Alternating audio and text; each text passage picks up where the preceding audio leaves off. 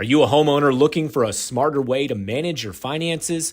Imagine leveraging your home's equity to pay bills or finance significant life events. A home equity line of credit, or HELOC, makes managing your debt easier and more efficient. The Sharp Mortgage team specializes in refinancing home loans, offering tailored solutions that put your financial goals within reach. Why stress with the burden of high-interest debt when you can simplify and save? Seize the opportunity to steer your financial future in the right direction by contacting the experts at the Sharp Mortgage team. Start your journey toward financial freedom today by visiting their website at sharpmortgageteam.com. Remember, your home could be the key to a more secure and prosperous tomorrow. The Sharp Mortgage team, where your financial well-being is their priority.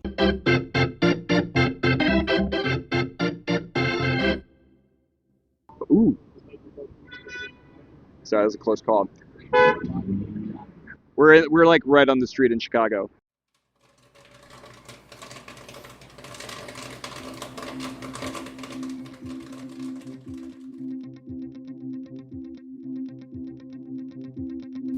Welcome to the What's Up with the Slash podcast. I'm your host, Lauren Desai.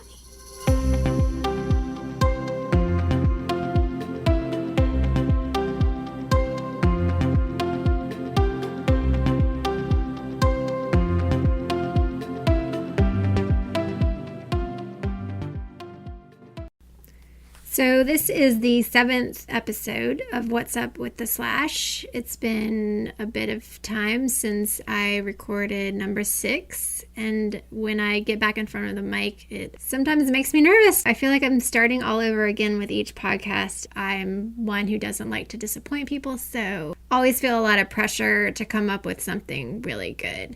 But I was helped a lot with this episode because this episode is a interview with one of our former A-Team members, Greg Gordon, and we just happened to be together at a conference called Index in Chicago in June of this year. I was really lucky to be able to coordinate schedules and sit down with him, and we talked a lot about Aperture and his time here. And the really fun thing is that when Gray was here in 2019 and early 2020, we were working on a podcast. And he was the one that was doing it, and we'd bought a mic. So we've got 2 of his little mini episodes that will also be part of this podcast. I'm feeling less pressure with this one because it really is just our conversation and then some of his podcasts. I'm going to go ahead and hit play. I was really worried because we recorded this conversation out in front of a coffee shop in Chicago, like literally right underneath the L. So I didn't know how the sound quality would be, but I did a much better job of getting him to hold our little mini mic right up to his mouth. So anyway, I think it's pretty good. I think it's a fun conversation, and I hope you enjoy it. Today, we're expecting sunny skies. Okay, I'm in Chicago at the Index conference, I guess that's what it's called, with a former A-Team member, multiple on and off A-Team member, Greg Gordon. He was here at the conference from the Pickford Film Center in Bellingham, Washington. Great. First, just tell us your story. Well, I mean, you basically started everything for me in film exhibition because not only did you hire me over a decade ago just to work front of house, but I was on and off at Aperture. I went and worked at the Belcourt Theater in Nashville, Tennessee for a while, and then was in and out of school. And then I think I was even, after I moved back and was continuing school, I was like part-time at Aperture for a little bit. It was like, you really are right when you say I was in and out. Because like, I think I worked there like maybe 3 or 4 separate times. Like I just kind of always had my foot in the door a little bit. Because I think I worked there part-time in 2016 too. And then when I lived in Raleigh, I would drive from Raleigh and like fill in sometimes. But basically, after I finished school, I came to you and was like, I want to do the kind of programming that I see happening in other theaters in education. My framework was the Belcourt and what I saw Allison Inman doing, and I came to you and I was like, I really want to do this at Aperture. And I remember at the time you were like, I love this idea, but we need to get it funded. And so we met at Camino, and I remember that day really clearly. I was super nervous, obviously, but I was so happy because you were like, "Yeah, that sounds like a great idea," and I was like, "Oh my god, amazing!" So after I finished school in Raleigh, I came back and got the program. Like, I guess I was working. It was kind of a weird situation, but we were laying the groundwork, I think, for the education program, and then you got the funding, and then I was full time, and it was kind of off and running from there up until COVID. And then after COVID, I moved to Bellingham, Washington, 30 minutes from Canada, and started working at Pickford Film Center, where I just passed 3 years, and that's where I am now.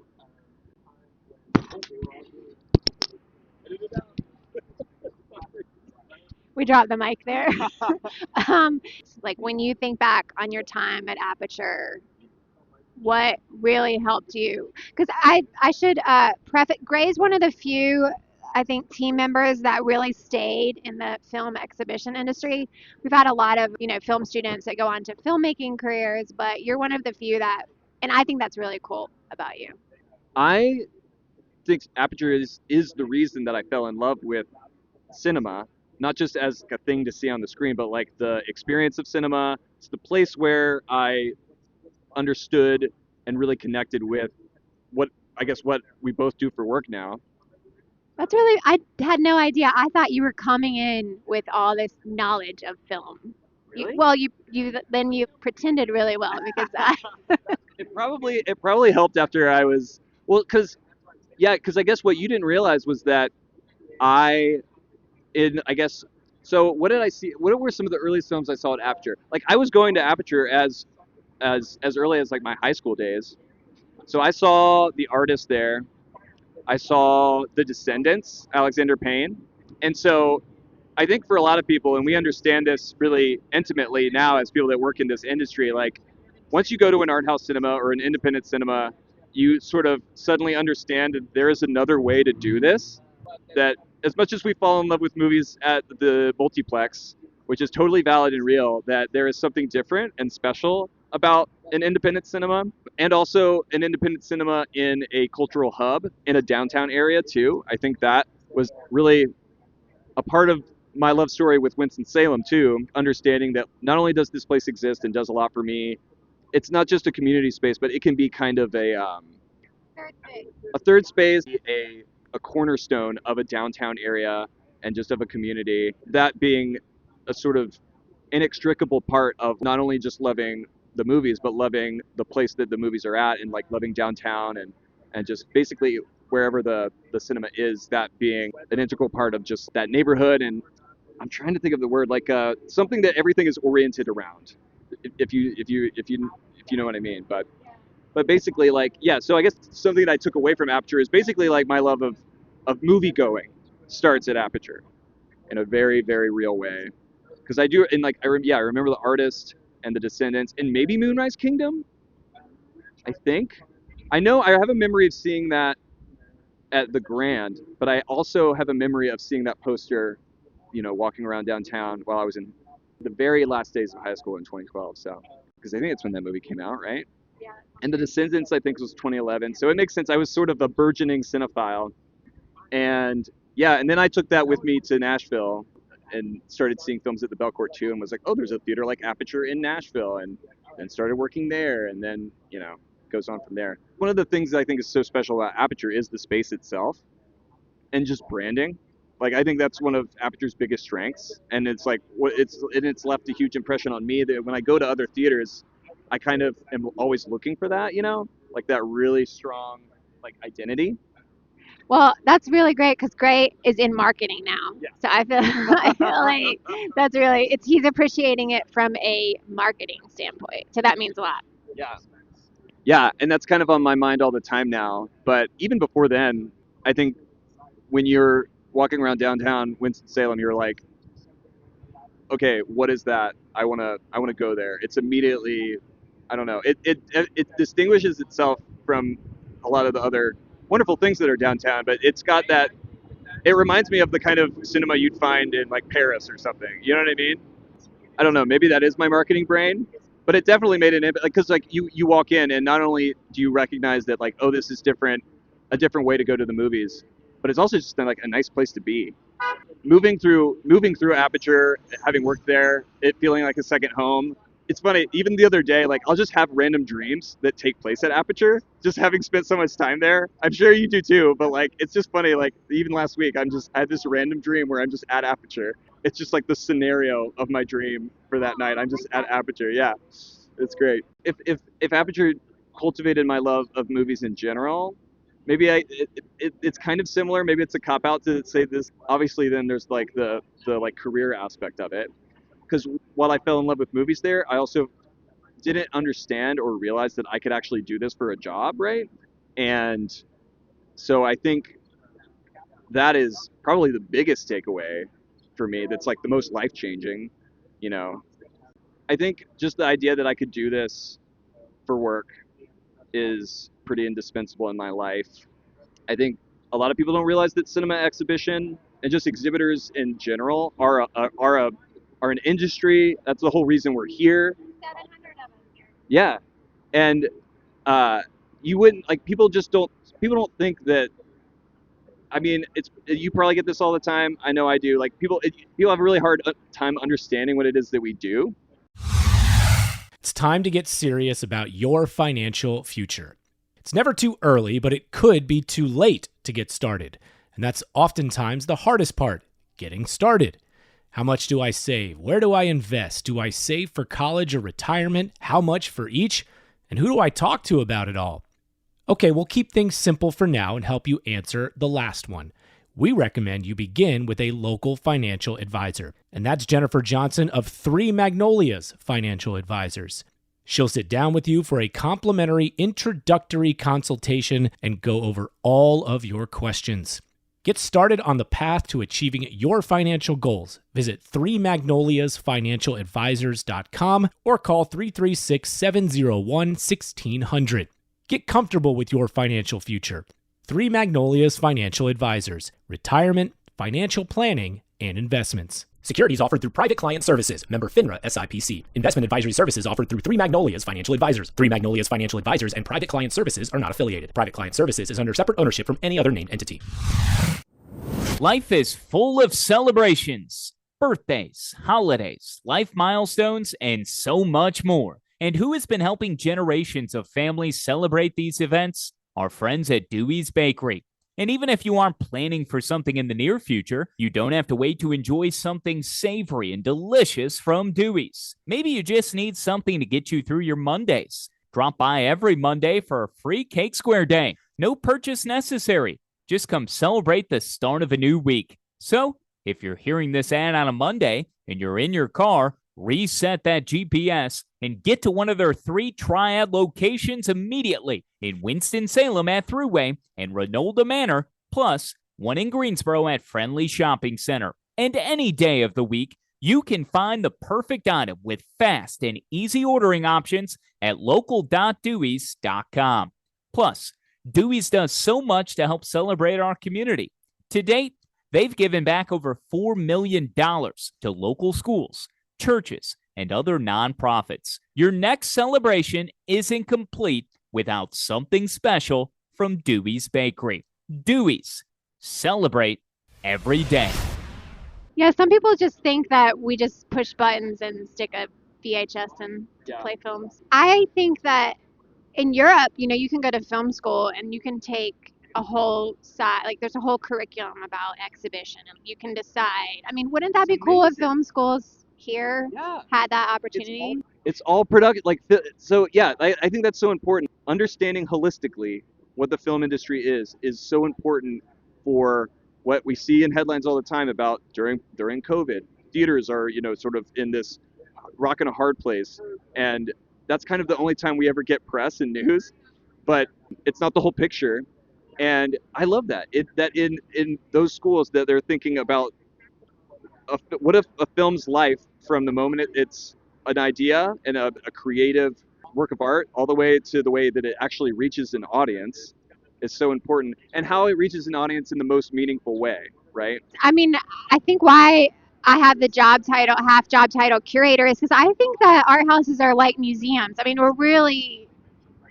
film is art, and like we're bringing that to audiences in this really special and thoughtful way, which requires a lot of people to, do that work. Yeah.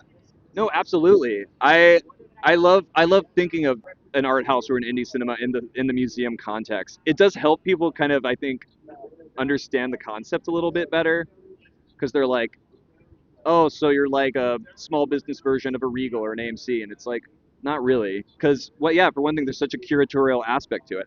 I mean, in a way, like the idea of curation at all, I think, was something that I didn't understand before Aperture, and the idea that someone who has their own tastes and is in the programming sort of seat or position can help you discover things and guide you through knowledge they have and through their taste, and sort of open you up to things that without them you wouldn't have come across, right?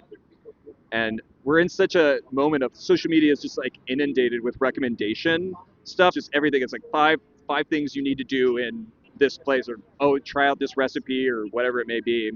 And films are like that too. I mean, I think Letterboxd is a big way that people like discover things. I personally love discovering things that are actually coming from a person that is choosing something and they have a connection to it, which means I'll have a connection to it too.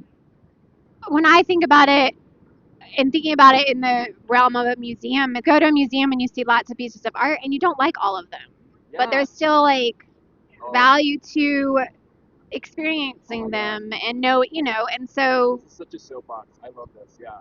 when people don't like a film, it's like, well, that's all right. Yeah. You can't possibly like every film. Yeah. In every film that we show, but you still experienced it. There was still something about it. Yeah, you're not trying to bat 1,000. You're not trying to bat 1,000 when you go, because I think that's such a great movie-going muscle to have. Is just movie-going in of itself means that if you challenge yourself and see movies that you don't like, not only will it sort of get you more well-rounded in the kinds of things that you see, it's going to challenge you and it will inform your tastes. Like you will the only way to develop taste in anything is to know what you don't like, and I think that's super important. And I actually kind of love when I have a strong reaction, even if it's negative, it's still a strong reaction to a movie, and I love that because what do I end up doing? I end up talking about it with other people, and that to me is just as enjoyable as a movie that I love. I mean, everybody wants to go in and love the movie that they see, but I think that would be a lot more boring of a world to live in if we just liked everything that we saw. And I can understand why people want to enjoy what they see at the cinema. That's always the point. We always want people to have a good time. But I think, as with anything, the only way you're going to kind of go to new places is if you have a more well-rounded kind of palette, right? And see things that you don't like, which is inevitable. You're going to check out some stuff that maybe isn't your cup of tea, but it's just like what you said about the museum. Not every piece of art is going to move you the same way. But that doesn't mean you shouldn't attempt to appreciate it, right?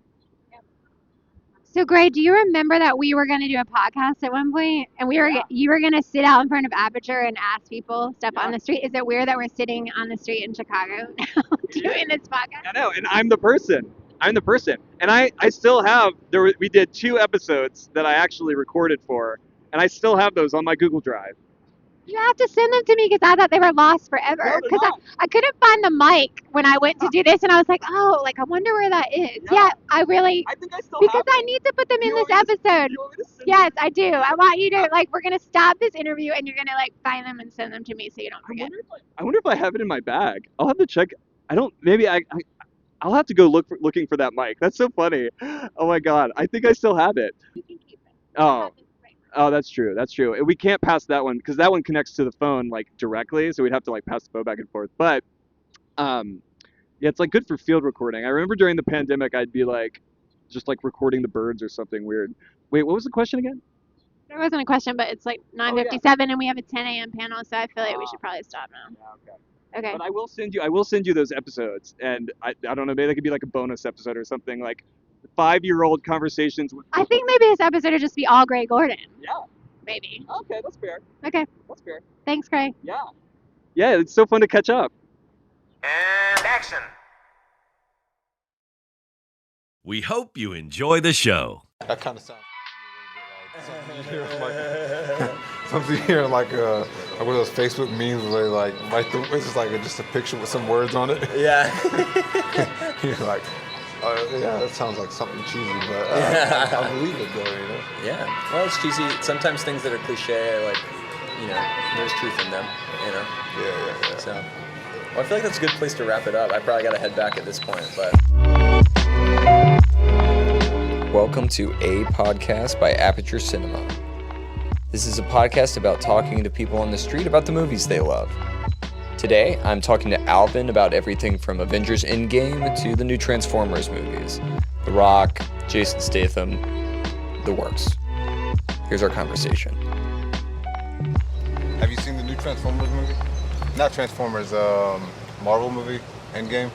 No, actually, I haven't. Okay, have you seen... it's interesting because, like, with all, the whole Marvel, like, so I wasn't a huge fan of Infinity War, and from what I can tell, everyone that loved, or that hated Infinity War, or was, sort of so-so, kind of like I was, really was happy with the way they sort of stuck the landing with Endgame, Did you see it?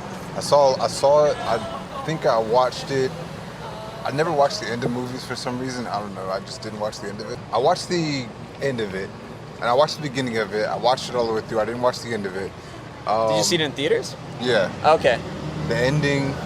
I always agree with the movie up until it gets to the end, where they try to wrap it up. Yeah, they try to wrap it up, and it feels like they try to impact you. Yeah. You can feel them tugging at your heartstrings or something. So I always leave before the end comes. But oh, really? Yeah, but. I watched it and I like that, like we were talking about the intent of the writer. Like I like the writer's intent in Endgame. I really, really like that. Yeah. Because they were really trying to let you know that we're coming to the end of an era. No. Okay, what about, I'm trying to find something that you have seen, like that way it's not just. Do you have a favorite Marvel movie?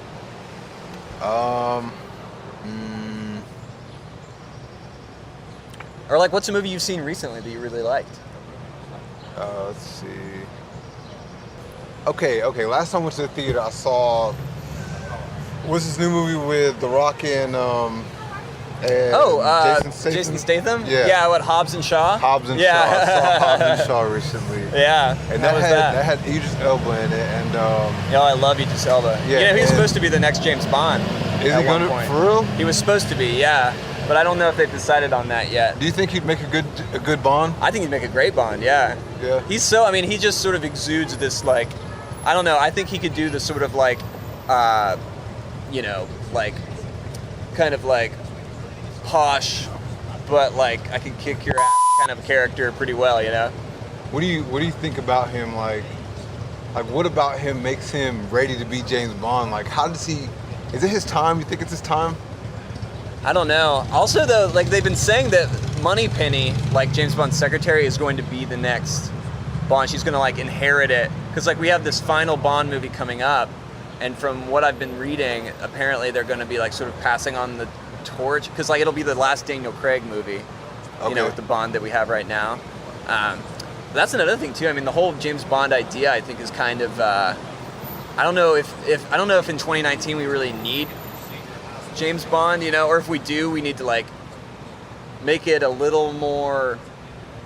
I don't know, just. Yeah, no, I agree. It's a very with traditional. It's like a tradition. It's like a very traditional sort of cultural item. You know what I mean? Yeah, you're right. So I don't know, Bond is this idea, more than he is an actual person, and which is, I think, is great. It represents a guy. It represents being over. It represents living this larger than life lifestyle. Yeah. I get on a plane, I travel, I get the best women, I can kick anybody's butt. Yeah, we like watching that, don't we? Yeah, we love that. But at the same, I feel maybe we need something new. Well, that's why. Have you seen the John Wick movies with Keanu Reeves? I can't believe I'm those movies to me are that's what I think. That's what people are resonating with those, because I think they deliver what the Bond movies aren't really delivering anymore. It's small scale action. I feel so bad because I haven't seen it yet. Oh man, I think I know a lot of Keanu Reeves movies have a philosophical approach to him. He's always trying to tell you his Yeah, reality. Even in this movie I saw called A Scanner Darkly, like he was trying Oh to tell yeah. you. Remember that movie? Yeah, And he was like the trying to tell rotoscope you. animation. Yeah. And he was trying to explain like his perspective and how he saw the world. Right. And he did a really good job about that. Yeah. So like whenever I saw John Wick, I was like, okay, yeah, Keanu Reeves is about to give us another reality pill.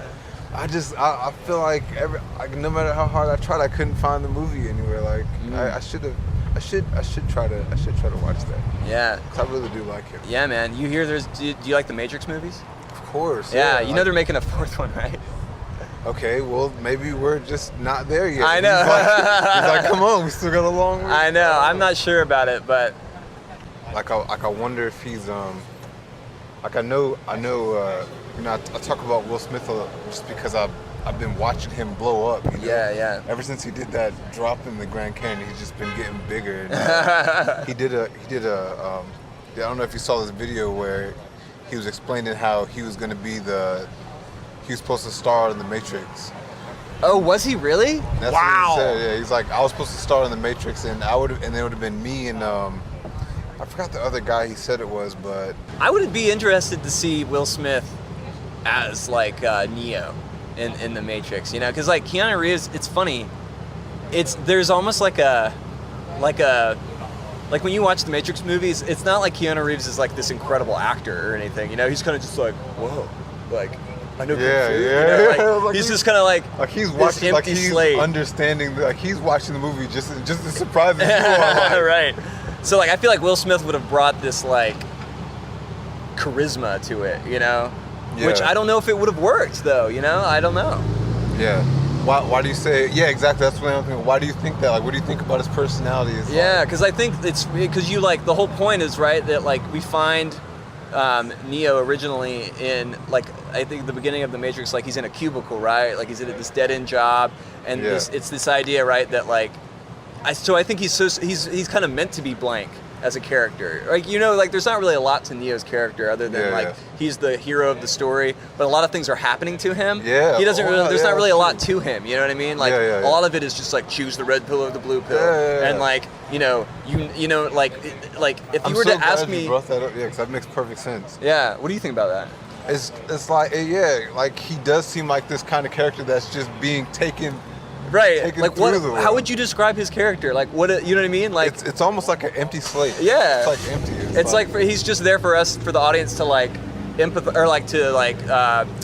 He's like a surrogate audience. He's supposed to represent the audience, and then we're, you know, by way of following him as the main character, just we sort of follow the story with him. Right, and like that's a really good that's really because if it was Will Smith, we'd probably be like, Will Smith, but because there's nothing to him, we probably feel like we're being carried through the story, and not that we're watching Will Smith being carried through the story. Right, you know? which I mean, like I feel like if it was Will Smith, you'd be like, okay, Will Smith is taking us, but with Keanu Reeves, we're like, we don't even at that point, like we knew him, but we didn't know him until like I mean, God, and at that point, that was like right as Will Smith was sort of like, I mean, because when did Independence Day come out? I mean, that's got to be like, what was that, late 90s? Yeah. Something like that. I mean, and he, of course, like, was a movie star by the time the early 2000s was,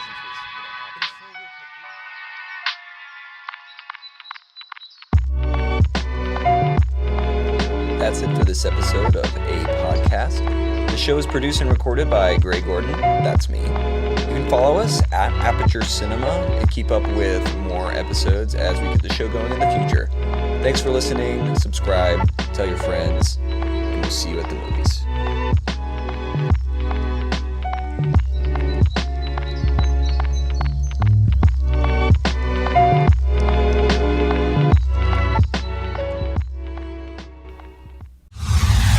Who's ready for movie night? Our friends at the Ginther Group Real Estate are proud to sponsor another season of innovation and cinema at Bailey Park in downtown Winston-Salem's Innovation Quarter. The next film is Blade, starring Wesley Snipes, on Friday, August 16th. Bring your chair or blanket to Bailey Park for a great night of cinema from Aperture and beverages and food from a variety of local vendors. Pre-film fun begins at 6:30 p.m. and the movie begins at dark. These magical movie nights are made possible by the Ginther Group. The real estate experts we trust and showcase right here on the Triad Podcast Network. Check their social media for info on each upcoming movie night. And for your real estate needs, call 336-283-8689 or visit theginthergroup.com. Buying, selling, investing, or just learning. Whatever you need, start now. And like me, you can become a Ginther Group client for life. So you can tell by that interview with Alvin that Gray's just somebody who gets people excited to talk about movies. And he was always the most energetic person on staff, probably the most energetic person we've ever had. And we definitely miss him around here. He just, his whole concept for the podcast was sitting down. At the time we had a bench in front of Aperture and just trying to get somebody to sit down next to him and talk about movies. And he could get people to talk about all sorts of movies. And Alvin, I think he was really surprised at the conversation with Alvin, a random person on the street that he just started talking to, and the direction the conversation went and the films that they talked about. Hey, man. What's up, Greg? Not much. Just talking about Harry Potter. Oh. Yeah. Would you know anything about that? Nah, man. You don't know anything about that? Your kids aren't into Harry Potter? Yeah, my son is. Your son is? I let him read it by himself, man. Yeah. You don't want to join in on the fun? Nah, I just couldn't get into it. Yeah. You're like wizards and magic and... No, I do. I just thought maybe, I guess it was for a younger generation. Man. Oh, yeah. Welcome to A Podcast by Aperture Cinema. This is a podcast devoted to talking to people on the street about the movies they love. For this episode, I talked to Lizzie and Michael right across the street from Aperture Cinema here on 4th Street in Winston-Salem, North Carolina. Do you guys have a favorite movie or anything like that? You say you're not movie educated, but I mean, that doesn't really mean it. Movies. Yeah, everyone can watch a movie. That's another thing. I don't need to know anything about Bobby Allison or the shirt. I don't need to be whatever movie educated it is to go and see something, Like, it can be like, sometimes talking to people about movies can be really intimidating because they like throw names out and like they are like, but I think that's stupid. Like, elitism doesn't. Like, I immediately was just like, what's a really cool, trendy movie that I could say is my favorite movie? No. When honestly, it's the Harry Potter series, no doubt. The Harry Potter films, I think, are just as important as educating us into like the language of movies as they were as books and and I mean, that's kind of a radical notion, right? Not saying that the movies are just as valuable as the books, because the books are better. Mm-hmm. But I don't think they're better in the same way because that the films are really good because, like, what's your favorite of the franchise? Probably the Half-Blood Prince. Interesting. Why? That's just where all the twists and turns, everything comes together. Mm-hmm. A lot of that movie is spent, though, with them it's like a teen movie almost, Is it the one where they're, like, kind of in the woods a lot? No, that's the... Oh, that's Deathly Hallows Part 1, okay, which is my second favorite. Okay. Deathly Hallows Part 2 just is emotionally exhausting. Lizzie, it sounds to me like you like when shit is happening. You like when things are happening. That's it. Because, like... But it's so important. Yeah. Deathly Hallows Part 1. Right. So important. Well, I love that one because it's the only film that doesn't take place at Hogwarts, or the only, and I love that they, because, it was like a trend, like, Mockingjay Part 1, 2, Twilight Breaking Dawn Part 1, 2. A lot of the young adult adaptations were doing Part 1 and 2, but I really love the way the Potter movies did it because, like, that movie feels like a very specific, like, story, within, like, the whole series, I like that it's almost like a detective story, Do you like the Harry Potter movies? I do. I didn't read the books as a kid. Me neither. Sorry. I only said the books were better because I thought you guys would judge me. I read the first one like 2 years ago. I read half of the third one. The only thing is that I watched the movies first, and so I'm reading them, and I'm like, I know what's going to happen. This isn't exciting to me. Yeah, I think. Do you guys ever get shamed for that? Because I do all the time. For sure. Yeah. Yeah. So I was never super into it as a kid. I watched them all for the first time in college, because my roommate was watching a lot of the Harry Potter movies. Yeah. So I would very hesitantly say my favorite is Prisoner of Azkaban. the reason for that is because that was his favorite, and it's the one I've seen the most. Yeah. Because it was his favorite. I also think there's a case to be made, though, for it being the best. I definitely agree that it's Yeah. better. The guy that just won Best Director for Roma, have you guys seen that? I Alfonso haven't, Cuarón. but I I mean, really he need to. directed that one. Yeah, which and is it's really so funny. visually different than all of the others, right? Like, there's just a lot of good things happening in that one, you know? Like, I think it's the most kind of emotionally grating. I mean, it's like when things get really dark for the first time. And like, I don't know. It's just really fun. Like, that score also doesn't sound like anything else. Like, John Williams has, like, flutes and stuff going on in it, and, like, a lot of, like, old, like, medieval sounding music in it and stuff. I don't know. I think it's cool. That's my favorite. Okay. And then somebody was, like, dishing the Goblet of Fire last night that I was talking to. Who was it? And I was, Voldemort comes back. I know, I was like, It's one of the most. that's a chilling scene in the graveyard. That's a chilling scene. I love when he's like, R.I.P. Cedric Diggory. I mean, Like, yeah, my boy, my boy. Yeah. Well, if Lizzie likes the Harry Potter movies the most, what do you like? I'm also not, I mean, I know we have sort of already, like, devalued the term, but not super movie educated, but very movie enthused. I think that is a movie education in and of itself. Okay. I think that's what I'm saying, like, elitism doesn't have a place in being enthusiastic about movies, or like cinephilia or whatever. And you know? elitism is maybe different from... Yeah. I love... My favorite movie maybe is There Will Be Blood. Yeah, that's a great one. Why? What do you like it? man. I mean, obviously P.T. Anderson and Right. so many so other good I like things. all the P.T. Andersons. I've seen them all, but I think Inherent Vice and Hard 8. But I think There Will Be Blood was like the first. I think it was the first great movie that I'd ever seen. I saw it in college. That's always how it goes. You see Yeah. like a movie that changes the way you think about Yeah. them. You know? It was the first movie I'd ever seen that was like, I don't have any problems with that. Yeah, Like, yeah. There's nothing I would change about that. Yeah.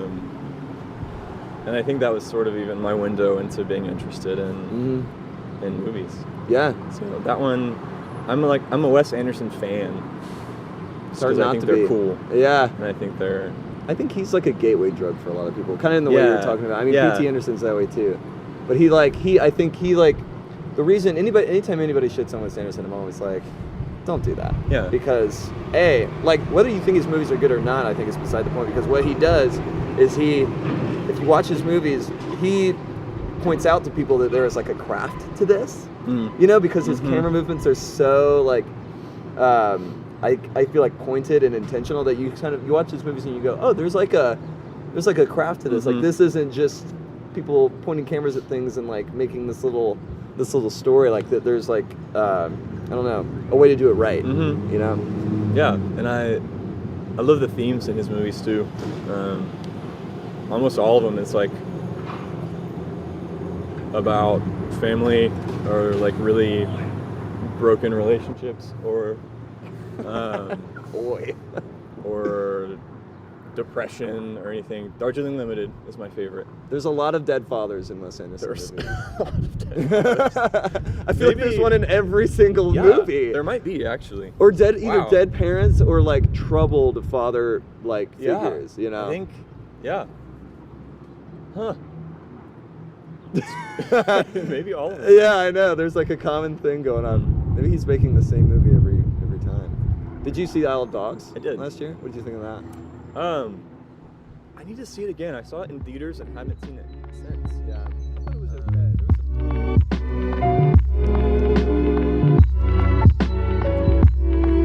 That's it for this episode of A Podcast.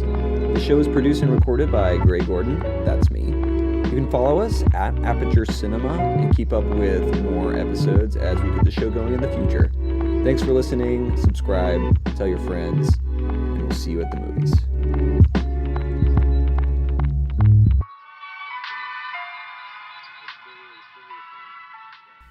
So this is the first time I listened to Gray's podcast. He did these interviews and then the pandemic happened and then we were closed for 14 months. He got a job and moved out west to the Pickford and I forgot about this. And when, I sat down to do this podcast, remembered he had started and I'd never listened to them. I didn't even know he'd come up with an intro and music and really edited them together and sat down and listened to them. I'm sad that we never really got that version of the podcast going because I think it would have been really fun, but I need to tell him, and I guess he'll listen to this hopefully, that he should keep doing this. He can do this out in Bellingham, Washington. I really enjoyed them and I'm glad that we could put them in here for y'all to listen to.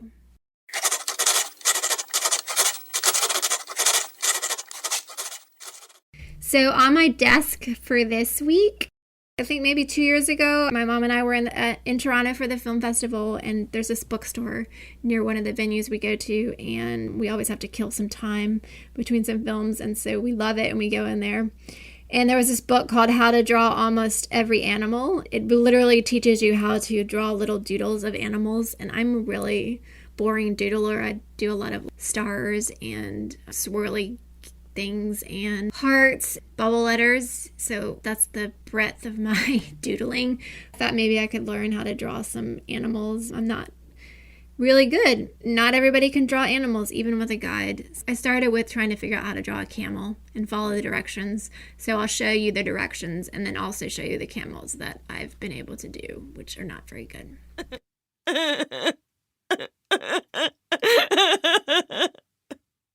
I hope you've enjoyed this episode. Now back to the pressure of coming up with episode number 8.